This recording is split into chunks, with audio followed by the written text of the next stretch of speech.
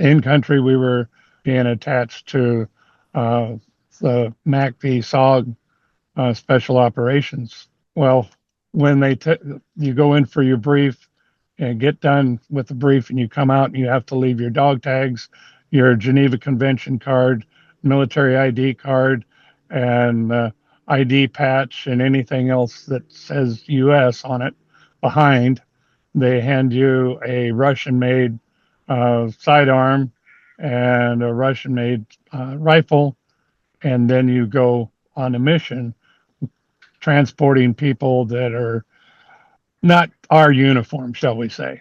You start to question a little bit about where you might be going, but welcome to the Calm in the Chaos podcast, where we discuss untold heroic experiences and dive into the mindset of the Navy's elite rescue swimmers. Hosted by former U.S. Navy Aviation Rescue Swimmer, Mount Everest solo summiteer, and best-selling author Brian Dickinson. Hey everyone, it's Brian Dickinson. If you're enjoying these stories, please take a second to like, subscribe, and share the podcast. It helps more people find these conversations, and it keeps the mission alive. And if you want early access to new episodes and to support what we're building, consider becoming a Spotify paid subscriber. Your support means everything. Now let's jump in so others may live. Bill Lukenbill, almost 24 years of service. We got connected through a mutual friend who's working over at NSW Sears School. Just so honored to have you on and just to have a conversation with you. Welcome. Well, thank you for inviting me. It's always nice to meet others of the same family, shall we say. Yeah, exactly. Yeah, that's what's cool about the podcast is just having conversations from all ends of it, and different duties, everything, because the Aviation Rescue Swimmer community does so many different things. So it's neat to kind of just get just these conversations and, straight from the source. I know you had some incredible experiences. So for everyone who doesn't know you, why don't you tell us a little bit about yourself? Like, where did you grow up? I grew up in Montana and Wyoming, both. Nice. I was born in Wyoming, and then my dad was working oil production, and we had a ranch outside a little town called Big Timber, Montana. And we leased that out for a while. And then when I come close to going to high school, I started in and stayed there then and finished growing up. Started college like most everybody, I guess, but realized that wasn't for me. And I knew if I didn't go ahead and sign up, I was going to get drafted. So I went ahead, decided I would go ahead and join the Navy, and mainly because they had guaranteed me aviation.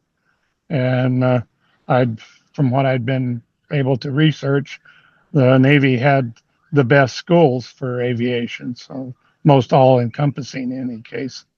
So yeah. What year was that? That was 1967. Didn't get going till May of 68. Is actually when I went to boot camp. Okay. Where did you go to boot camp? Here in San Diego. Nice. And you're still there? Yep, as a matter of fact. Did you ever make it back to Montana or just for vacations? I just go back up for vacations. Initially, I had a job when I was getting ready to retire as a flight medic for basically a life flight outfit. And plus I had gotten my A&P license and inspection authorization through the FAA, working at the flying club at North Island. And I was going to be able to double dip from them by being a flight medic one day and then do their inspection and maintenance and Nice. that That's sort the way of to do thing it. the next. So, and then that went away when the Navy decided that I had to stay and play for Desert Shield and Desert Storm. Oh man, Navy always gets in the way. As it turned out, it worked out for the best. Usually does, Uh, huh? Isn't that funny how that works? Like in the yep. moment, like you have plans and you realize, okay, these were my plans, and there's a larger plan at play here. That's neat. So, okay, so you went in 68, San Diego. From there, did you go straight to like aircrew school? Like what did that all look like back then? I went to A school, started out as an ADR, and then uh, they took the top three from ADR and offered us ADJ A school. Hmm. And um, I, because I was the top of the class, I went ahead and went for it because they said ADR was going to be going away, and it did. But went to ADJA and then basic helicopter school. And in the process, they wanted to know who wanted to fly.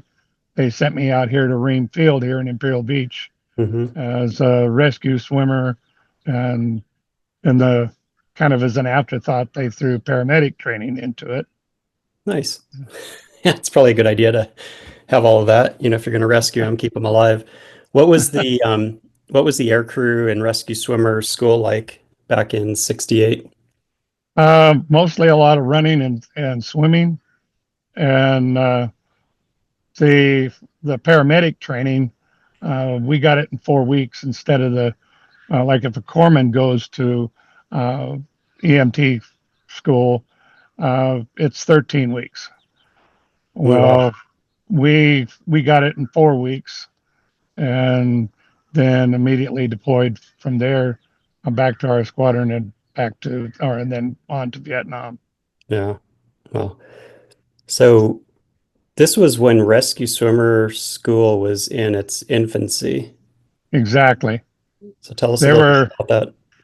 they were designing the RES sling. I don't know if they still have it, but it was the harness that the rescue swimmers wore for pickup, Hmm.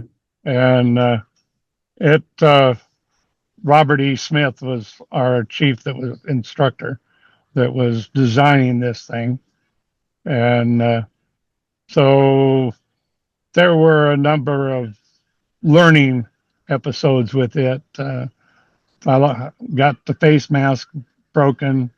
I got my nose broken by it, um, and some various other little incidences until it came up to be what we ended up using the rest of my career. Yeah. Well, thanks for figuring that out for the rest of us. Sorry about your nose. It wasn't the first time it got broke. So Understood. Yep, been there. Yeah, so you're helping. I mean, they designed the initial RES sling. Did you break your nose from, was it one of the attachments? well, it had the hook on it, Hmm. so we could hook up to the rescue hook on the up on the hoist. But the problem with it was that initially it was all just folded over and laid down with Velcro, Yeah. and that worked the first time. And the second time you hit the water from about 10, 15 feet, uh, all of the Velcro came undone, and the hook and the belt and everything came up and slapped you in the face. Yeah. So then they uh, modified that. They put a different kind of Velcro on, and it worked a little bit better. But then it started doing the same thing, and then they put a cover jacket, more or less, Hmm. over the top of it to hold it down, and that was more or less the final fix for that portion of it. Okay. And then, so I can tell you, I went through in 93 and the problem still existed a lot of times because we had the harness and then we had a SAR 1 flotation. Right? And after you're doing multiple jumps, you would hook, the hook, the D-ring hook or whatever that clips in. And then we would, hold your mask on, but this other arm went across to prevent that from coming up and hitting. So it's kind Yeah. of like, this cross chest thing, but it was all, based on lessons learned the hard way, back in Well, when you went through. oh, it's the same thing with the when we were doing our initial jumping, learning to jump out of a helicopter. Mm-hmm. To quote 1010, it was first tap, get ready, next tap, go. Oh, And not three. uh, the problem that showed, I went out on one of our practice jumps at about 90 feet and about 90 knots Gosh. and over Otay Lake out here. Mm-hmm. Um, the good part about it was the fact that I was too young and dumb at it. Um, so Thank I goodness. held my position all the way till I hit. I didn't already have it built in how long it's going to take me. So I didn't look for the water and it didn't end up hurting myself. You're We went lucky. in, my duck feet flippers came up around my thighs because as soon as I Mm-hmm. hit the water, I went right through them and I lost my mask. Never did find that, Mm-hmm.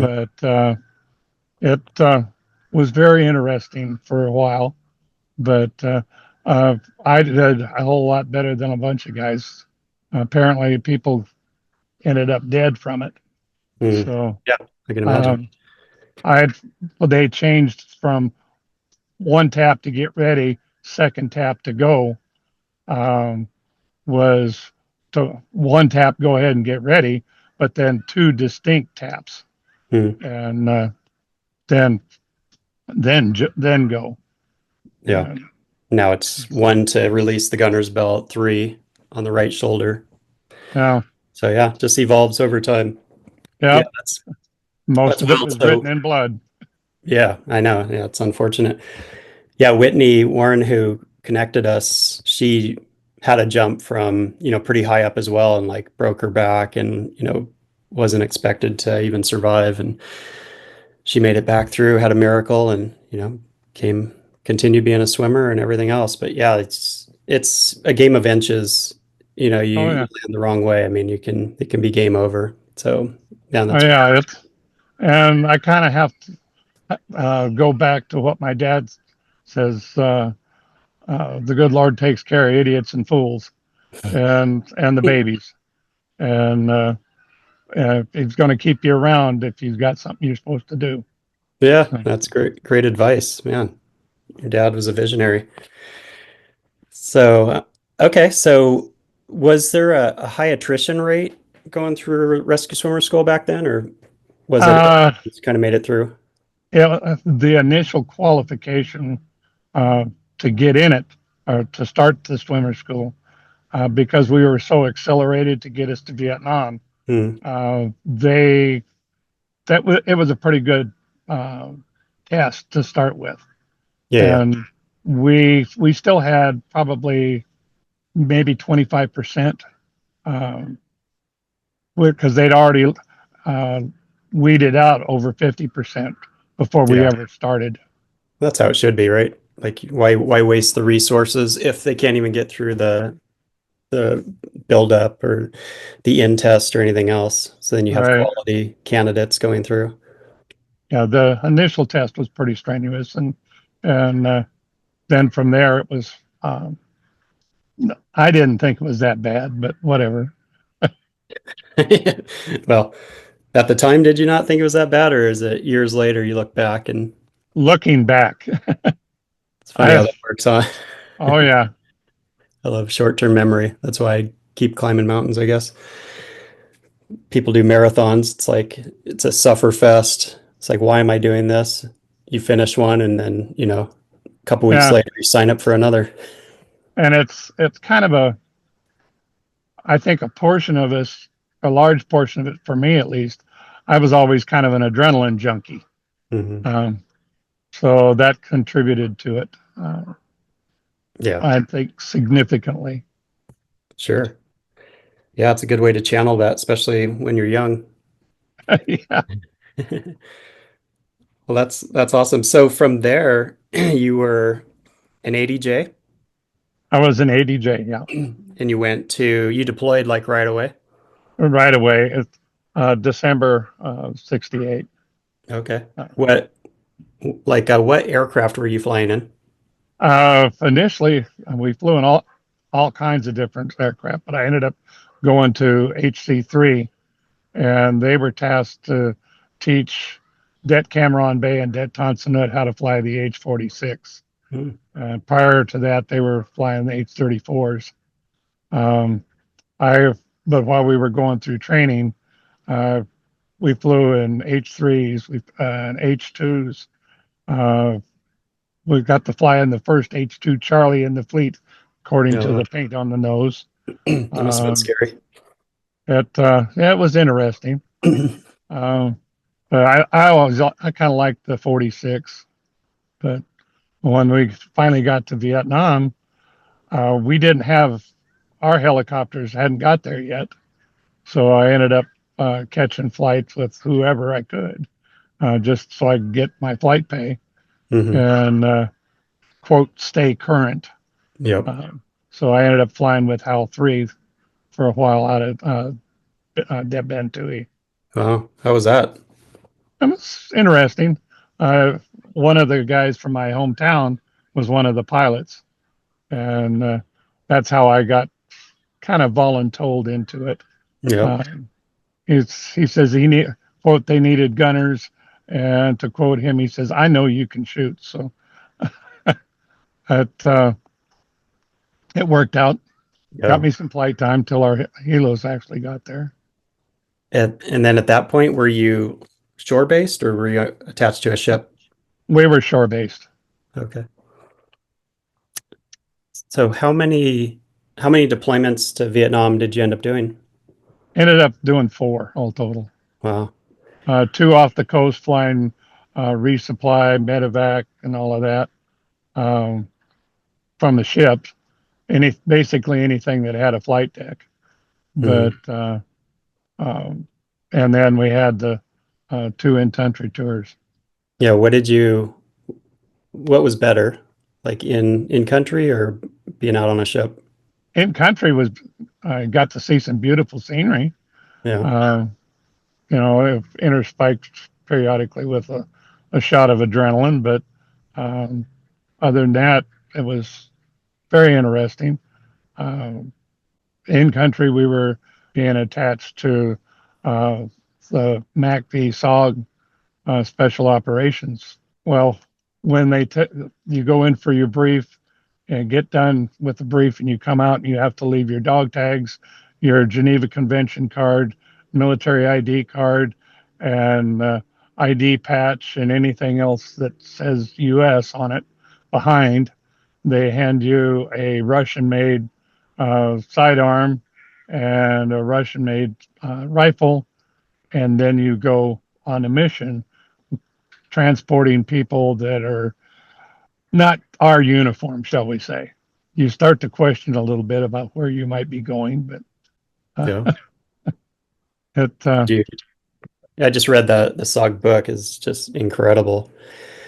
Just the mission sets that they're speaking about now, and yeah, for you to be a part of that is just the thing about it. The SOG people quote loved our baby shit hook, as they referred to it. The Chinook, being the 47, was quite a bit bigger and a big target, but the 46 was not quite as fast, but we could carry basically what 2 Hueys plus could carry as far as troopies, and that way we didn't have quite as big a target signature going on some of these episodes. Yeah. Did you usually have, like, what would it look like from a like a gunship escort perspective? Would there be a couple 46s, infil, exfil, and you'd have, H-1 gunships? Now, what we usually had, the Army referred to it as a pink team, and I'm still not certain how they come up with that. Other than they would have a couple loaches or a loach head out, again, a small signature, and his job was to go out and poke around and get somebody stupid enough to shoot at him, then he'd mark it with smokes and rockets. Mm-hmm. And soon as that happened, he'd get the hell out of the way, go a click or two from that site, while the gunships, initially it was the Huey, and then later on the Snakes would come in, you know, Mm-hmm. when they started showing up. But Yeah. they'd go in and ruin the neighborhood. Meanwhile, the Loach would poke around a click or two away, and if he didn't get anybody shooting at him over there, then we'd come in and dump the troopies off, and then get the hell out of the area and just kind of orbit in case they ended up in a hornet's nest that we had to go in and pick and snatch their butt out again. Yeah. And then what type of infills was it? Mainly trying to land to get everyone out, or were you fast roping? Uh, some of it was low hover because you didn't Mm-hmm. know what kind of what you had there, and with wheels on a 46, they're not too forgiving like skids on a Huey are. Mm-hmm. Uh, Skids, you can kind of set it down, uh, but with the 46 having wheels, you just kind of get it down real low, and everybody'd either run off the ramp or um, something of that nature. And you didn't linger. It was, you Mm-hmm. got in, you hesitated, everybody ran off, and you got the hell out of Dodge. Yeah. Now, sometimes extractions were a little more laborious. You had to hang around a little bit more, Yeah. but Yeah. It's wild. Yeah. Yeah. In the book, there's the SOG book. They're talking about, force penetrators and different devices, even like a seat type of sling, just trying yeah, to extract people out because it's such a hot environment. You're taking fire and yeah, you just, that we used a lot of the McGuire rig. hmm Um, that I mean, we just roll in. They already had it hooked up to the cargo hook, and just throw that out. The troopies would, we go down low, they hook up, and then as they hooked up, we'd pick them up off the ground and get in the process of getting the hell out of Dodge. yeah. Would you short haul to a place so they could get in, or are they Oh climbing? yeah, we'd short haul, but when we were going through training with it, they would usually troll for sharks out here off the coast with us, learning how to uh, fly yourself, because you can, by moving your legs and your arms, you can turn, reposition to where you can actually even shoot from uh, being on that McGuire rig. Hmm. That's some that's some crazy stuff. So, do you have a mission set that you went out on that kind of bubbles to the surface, like as far as a memory? That's more just something you want to share? Most of it, I've got, I have some issues with it. Okay. Put that straight up. But most of the stuff that I can remember easily that really pops back to mind are the funny things. Yeah. Um, it's one, we went in for a resupply medevac, and hot LZ, go in, kind of plop down, and a dozen guys run at the back of the helicopter with bundles between them, and just slide them up inside the helicopter. And the last guy by had a Unit 1, and he'd give you a thumbs up, and we'd get the hell out of Dodge. Um, and once we were in the air, then we had to sort out what we had, what the, you know, who had what wounds, had what meds on board, etc. And because all it was, they just wrapped them in a poncho, and probably their own poncho, and just slid them in. hmm Um, then we'd open it up, and then we'd check if they had an IV. Go ahead and hang that up, and then basically get them to advanced care, um, a field hospital someplace. Yeah. One of those, a kid, and I'm calling him a kid. I mean, I was 20 years old, Mm-hmm. 19 or 20, and he was a kid to me. And if he had already been hit with morphine, and so he was zooming pretty good. And got him sorted out, got his IV hanging up. And back then it was bottles. It wasn't the bags that we've got now and later on. Mm-hmm. And got all of that going, and then went to check on the next one, and everything was going good. I needed to get an additional dressing for him, so I went back forward. The kid grabbed my pant leg and goes, "Hey, buddy, check my nuts, make sure they're okay." And he'd taken a hit in the thigh. Oh. And so I made a point of moving the dressing and, look, everything's good, no problem. Nuts were still there? Everything's still there. Nice. And he did that about 2 more times. Finally, I pulled my survival vest mirror out, the signal mirror we carried in the vest. Mm-hmm. And I just untied it and handed it to him. The entire rest of the way, and as they were carrying him off on a stretcher at the hospital we dropped him off at, he had the dressing pulled out of the way, and he's just grinning like a possum, using that mirror to make sure everything is still there. That's classic. That's the stuff you don't hear on except on the Calm in the Chaos podcast. Most of this stuff, as far as the rescues and medevacs, the field medics had already done most of the patching, and everything was pretty stable by the time we got involved. I'm sure otherwise they probably wouldn't have made it. Yeah. Well, that's amazing though, just to be in that position to serve those that are on the ground, taking those hits and getting them to safety. And it's crazy as it is, but when you're in shock and you're wondering if your nutsack is missing, a simple mirror, that kept him busy. You got to have a priority. For sure.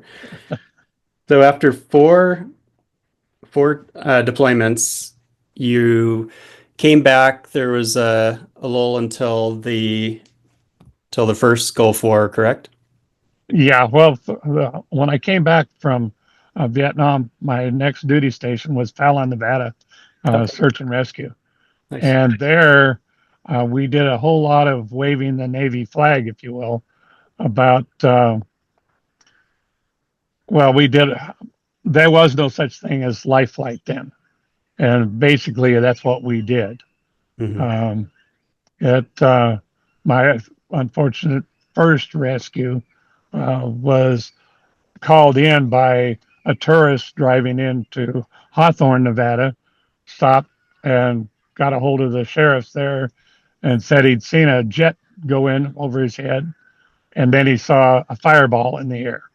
Mm-hmm. So we went, that particular squadron was scheduled for what they call a sandblower drop on one of the bombing ranges at Fallon Air Base target areas. And they had always been right on time. It was a Marine outfit out of El Toro. And so because of the fact that aircraft was about 30 minutes late at being on target, and that squadron has always been right on time, we went ahead and launched and got down there. We did find it. He tried to take the top off of a mountain with an A4, and it obviously was not successful. It took us about 3 days to find somewhere around 80 pounds of a 200-pound man. Yeah. I found the first part. I found his head still in the helmet. Oh gosh. And that's one of them that it comes back to me every once in a while. I'm sure you can't unsee that. Sorry you had to do that, but again, it's such a blessing to be able to, recover part of his body for his family and everything else. It just exactly. Goes with the job. I would want that for my family. Yeah. Yeah, that's It, horrible. one of them that kind of counterbalanced that, we would have to go down to the Hawthorne Naval Weapons Station and fly their perimeter because they'd had people break in and so forth. Mm. And we were on our way down for that, and we saw the highway cop just running full lights and sirens down the Highway 95. And so we came up on the HF, dialed in the Channel 9 freak on it, and come up, asked him if he needed help. And he said, yep, he was going to an accident. It had been a car versus semi accident. And as it turned out, I suspect this woman wasn't paying attention or something, but in any case, sideswiped a tanker truck and ended up avulsing her left arm. That was on the front bumper of the semi. We get there, we started working on her, and one of the things that I learned out of that was we had her about ready for transport, and some guy walked up and goes, "Oh my God, her arm is torn off." And we had her on Life Pack 4, which we could gave us heart monitor, we could follow, and she started to go into a VTAC, and that. that's not good at all. Yeah. We had her on ringers right away. The nice thing about avulsion was the body's normal response is for the blood vessels to squeeze, and they don't bleed as badly as a slice would. And so, but in any case, we got a tourniquet on her arm, got her arm off the front bumper, laid it in alongside her on the litter, and put a couple dressings over it. We were dribbling and keeping that wound area wet with normal saline. And finally, like I say, she was unconscious, but we just kept talking. No, your arm is right here, and I touch her shoulder. Pretty soon, you could see her heart rate going back to a normal sinus. And as soon as she got normal sinus, we loaded her in the Hilo Florida Washoe Medical Center there in Reno. They took her in about 6 months later. She came into our hangar to thank us, and I figured at the time that if they were able to attach her arm, she'd just basically have a dish rag that she could look like she was intact, and could move it around. But she came in holding a soda with that arm and drinking it. Wow. That was a big pat on the back as far as I was concerned. That's amazing. It's a miracle. Wow.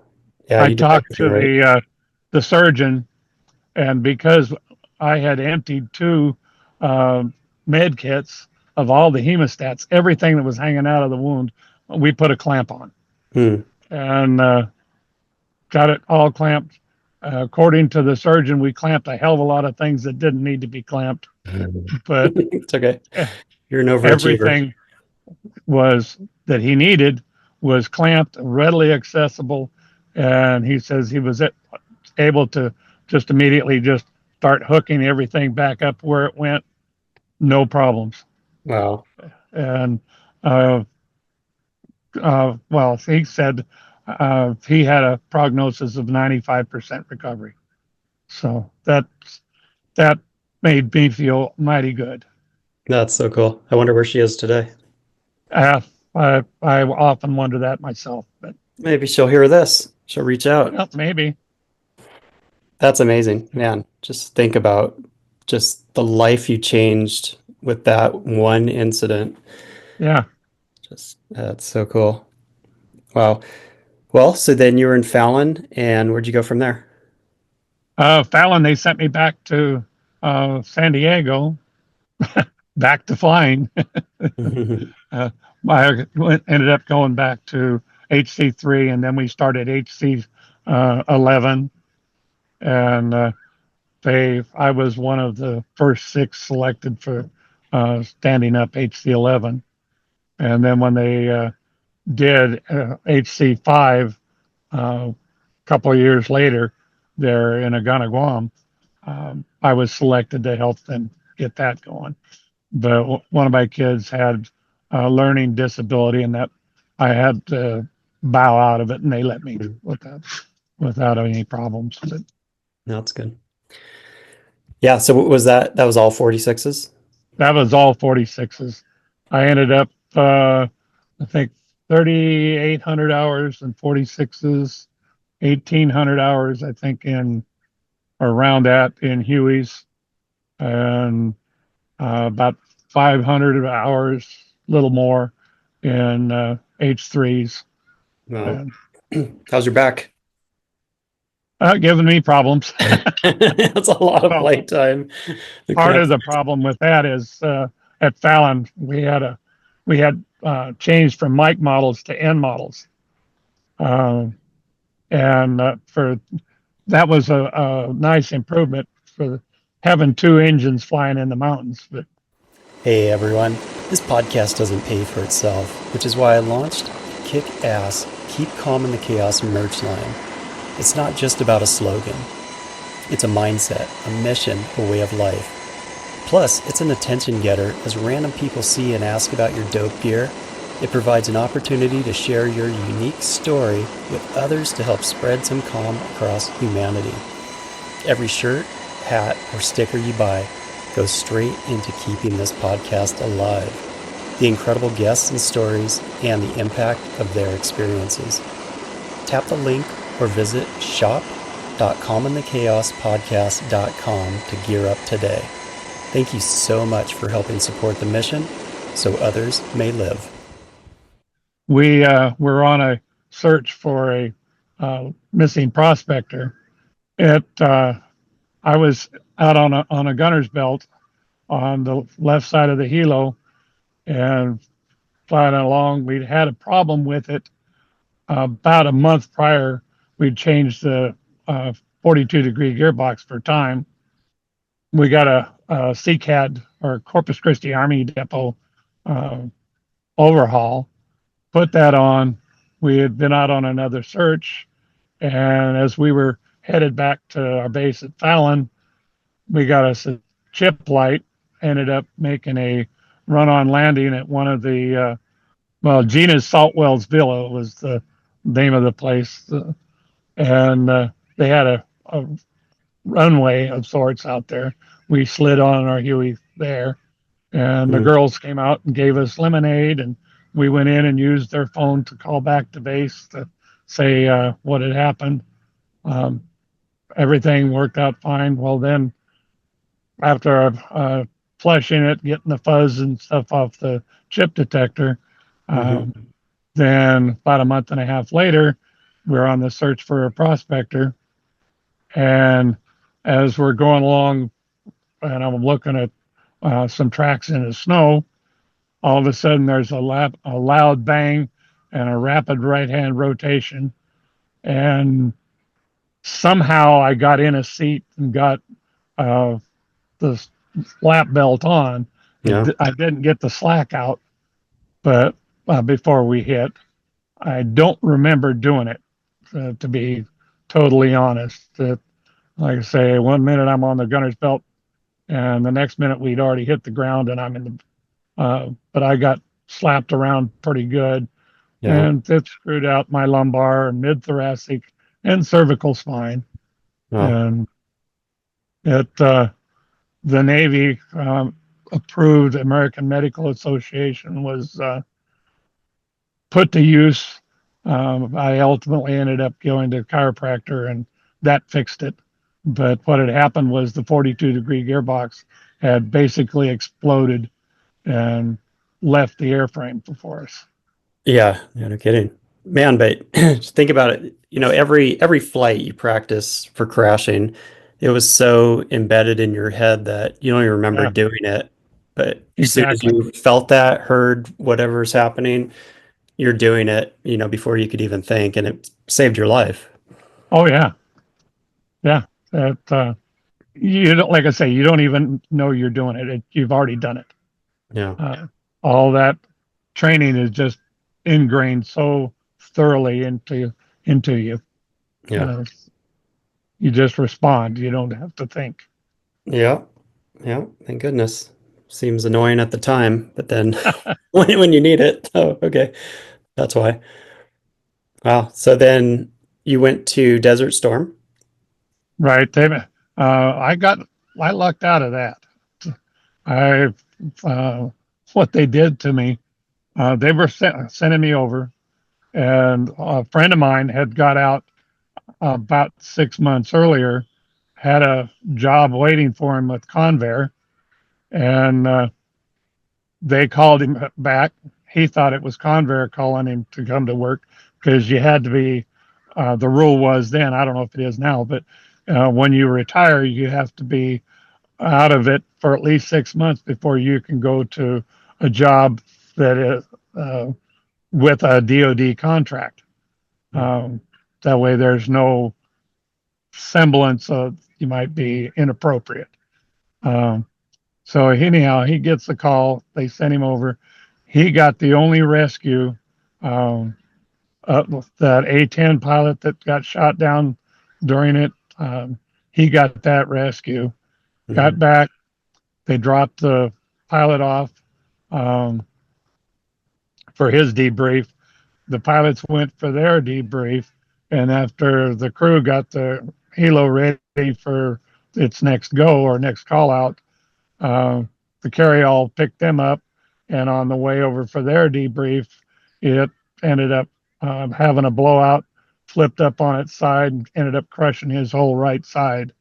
Oh, wow. He spent the next 3 years attached to the Naval Hospital here in Balboa, um, getting put back together. Yeah. And mine, I had taken a twilight tour with AIMD as the LPO and that for the engine shop. And I ended up having to go draw my flight gear, my desert cami issue, and all of that. But then the admiral that I had to report to, as far as engine ready availability and so forth, says informed him I wasn't going anyplace. So I stayed here at North Island on 24-hour alert for the whole thing, but I never had to go in Mhm. the sandbox. I just made sure they had plenty of engines. Yeah. Yeah. Important. So then you got out and continued your legacy of service by working with the Border Patrol, right? Yep. By that time, my job that I had planned on had gone away, Hmm. and I run into one of my pilots um, from Vietnam that was one of the pilots with the Border Patrol, and informed me that they were looking for mechanic observers, uh, you know, to go there. And as it turned out, uh, worked out great. Uh, could able, or I was still able to fix them and fly them. Um, Hmm. so I enjoyed that. Um, then when like I said, that was a lot of fun. They were flying the OH-6s, or referred to in Vietnam as the Loach, the McDonnell Douglas, Hmm. previously Howard Hughes designed helicopter, and it was, I'm convinced, was probably the most survivable helicopter uh, that they've made. Uh, Yeah. as long as you keep it, shall we say, shiny side up before you hit.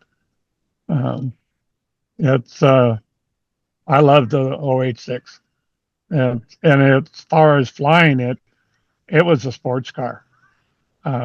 It's extremely maneuverable and dependable. Plus, if it did break down, you could work on it anywhere with a minimal amount of tools. So that's neat. So you were flying with Border Patrol? I flew with them. They wouldn't let us do the nighttime stuff, but they'd let us do the daytime. What was a normal operation flying? We'd just go out and look, and basically, for instance, we'd be on a patrol, and they'd ask for our call sign was Foxtrot. They'd call Foxtrot, so forth. So and so needs assistance at one of the agents, and so we'd go. And the really strange thing about it, I thought initially, my first question was how in the hell do you know who's legal and who's illegal from the air? And so on one of the first flights that I was on, we went out and we flew down the fence to the ocean, and there in Imperial Beach, and started cruising up. The beach is full, and you see one group of people going along, and they won't look at you. They're looking down. They won't acknowledge that you're there at all.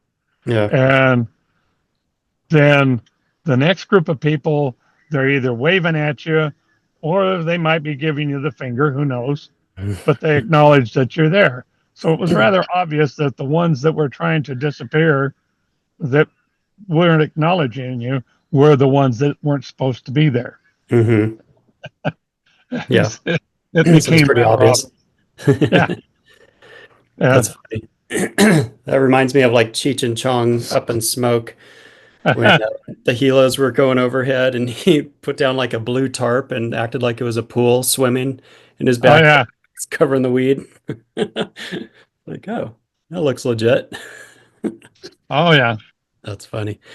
Well, that's pretty awesome. You go from just one, ultimate form of serving to another, just had a lifestyle of just making a difference in others. So it's such an honor to hear these stories. Do you want to go back to your rescue swimmer days, and I'll give you a hypothetical scenario, and we'll just kind of see where your mindset goes? Okay. All right. It's a mountainous terrain rescue in freezing conditions. Here's the scenario. A group of hikers is stranded at 12,000 feet in a remote, snow-covered mountain range. One person has severe frostbite and hypoxia. You're launched to go extract them. What's going through your head as a rescue swimmer, air crew? Well, my first, if they're at 12,000 feet, they're going to be short on O2. So I'm going to try to get at least one extra O2 bottle, in addition to our standard pack. The other thing we're going to have to look at is the winds, because if they are on the lee side, we may end up having to go real high and hoist down to them to stay away from that downflow of the winds. You're going to have, like I say, you really need to look which way the winds are blowing and how the winds are blowing. With snow, sometimes it will tell you what the winds are doing, and just because the weather guessers tell you it's out of the west, doesn't necessarily mean that's what you got. The other thing is you're probably going to have to stay high as you approach it to see what you're getting into. You may have to drop off above and work down to them. We've had to do that several times on a Sierra, High Sierra rescues. Um, you find an open clearing up above, basically do a no hover landing in the clearing and set it down there and then hike down to the survivors. Um, that was one of the things I found when they sent me to Fallon, Nevada. That was with the SAR team there. That was right at the beginning of the back to nature craze. And there were people out in the high Sierras, wilderness areas, with less than I take in my own backyard. That's nuts. I ended up with a rescue up there above Fallen Leaf Lake outside of South Lake Tahoe. They were at about 9,000 feet. Mm-hmm. And it was a man, his fiance, and his sister had gone hiking. And that area is a whole lot of shale rock and shale rock slides. Mm-hmm. And it's very sharp. The sister was wearing a t-shirt, shorts, and deck shoes is what I call them. Mm-hmm. Not even a tennis shoe, more like a deck shoe, you know. And so was the fiance, and so was the brother. He when the sister slid down the mountain, it laid open her thigh to the bone. Oh. And his fiance went and had his t-shirt and was holding her thigh together with the use of that t-shirt as the brother tried running down the mountain. Luckily, he ran into a ranger within about a mile. The ranger, in turn, called for assistance from us. And we were working about maybe 5 miles away doing practice rappelling down through trees just for currency when we got the call. And we had just gotten back aboard the aircraft. So we went direct to it. We ended up having to land uphill again, like I just described, no hover, basically, not really a slide on, but touchdown, and hike down to him. She had lost enough blood that I had to. Well, we opened up 2 liters of ringers, and after I finally got an IV going on her, we had them wide open to try to get some volume back on it, and picked her up, humped her up to the helo, and flew her off to Washoe Medical Center, and she survived quite well out of it with a real ugly scar. But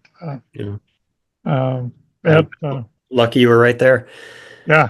So you guys you landed above to get out, go down. Did you end up having to carry her up, or did you put her in a litter or anything? Yeah, we carried what was called the green litter. Oh, right. And the neat thing about the green litter is that you build it up. You didn't have to move the patient. You build it up around them, kind of like a scoop. And get it in. You can adjust it for height.